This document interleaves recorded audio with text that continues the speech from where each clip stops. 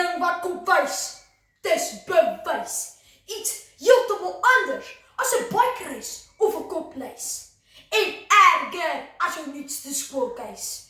Die gedrog, kan jy raai, sit met vierkant oë en draai jou tuinpies na alle kante. En praat met snaakse daarwante, bolle, volvelle en vreemde aanlyn pelle.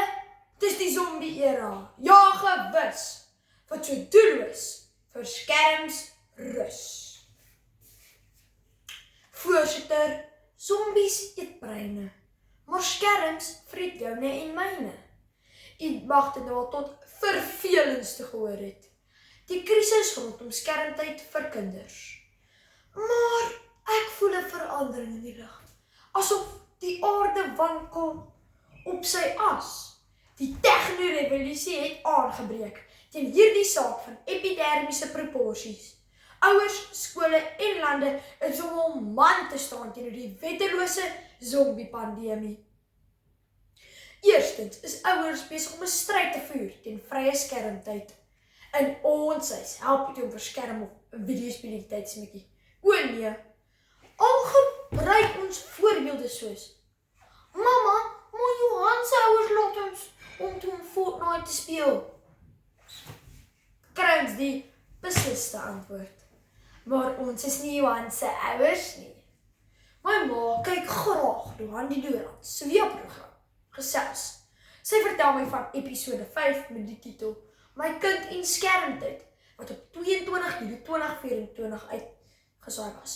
Het opvoedkundige sielkundige Dr. Carla Besaidnout gesê dat skermtyd jou brein kan vertraag om slim te word. Nou verstaan ek hoekom my ouers so streng is. Ek wil nie my tot 20 besidele skerm laat wegvreet nie. Nee, dankie. Toe lees ek nog 'n ding. Die Pew Navorsingsentrum in Washington het op 8 Oktober 2025 bewys dat 42% van Amerikaanse ouers hul kinders se skermtyd beperk tot 1 uur per dag, of dit heeltemal wegneem. Soos ek sê, ek voel die winde van verandering. Ek glo daardie persentasie gaan oor 'n paar jaar nog groter wees, want ouers begin wakker skrik vir die skermbreinvreters.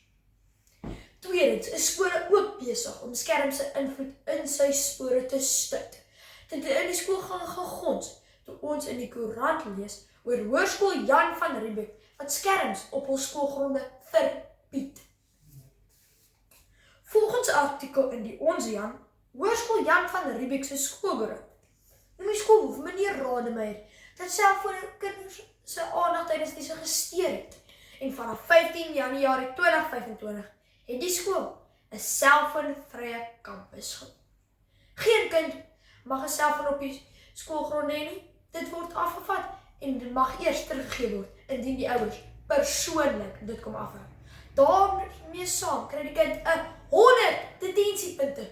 Sjoe, dis darm baie. Hierdie trotse herrie staan breëbors voor julle om te sê dat my eie skool ook in 2025 hul opstand teen die tegno-gifappeltjie ingeneem het. Geen kind mag 'n selfoon by die skool nie. Dit word se muur afgevat. Die tegno-revolusie is hier. Laastens is lande besig om die zombie-era te boikot, teen nuwe wetgewing in te stel. My pa vertel my dat Australië 'n nuwe reël het. Kinders onder 16 mag nie meer sosiale media gebruik nie. In 'n artikel op ABC News op 9 Desember 2025, Australia's social media ban for under 16 starts today, brei die politieke verslaggewer Samantha Dick uit oor hierdie reël. Dit is die eerste land in die wêreld wat so iets doen. Hulle sê dis om kinders te beskerm aan verslawing aan fone. In die platforms soos TikTok kinders onder 16 toelaat op die toepassing, kan hulle 'n boete kry van tot $50 miljoen. Dis baie geld. Wel gedaan aan Australië, wat die pionierland is in die tegno-revolusie.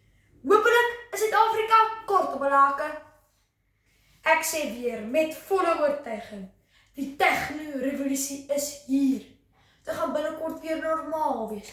Vir kaal voetkrapies om met stof tussen die tone by die huis aan te kom, terwyl die stof op die Xbox opgaar. Dit omdat ouers, skole en lande is besig om weerstand te bied teenoor die moderne breinvreters. Dames en here, nie alle revolusies word luidkeels aangekondig nie. Soms begin dit net deur die skerm af te skakel.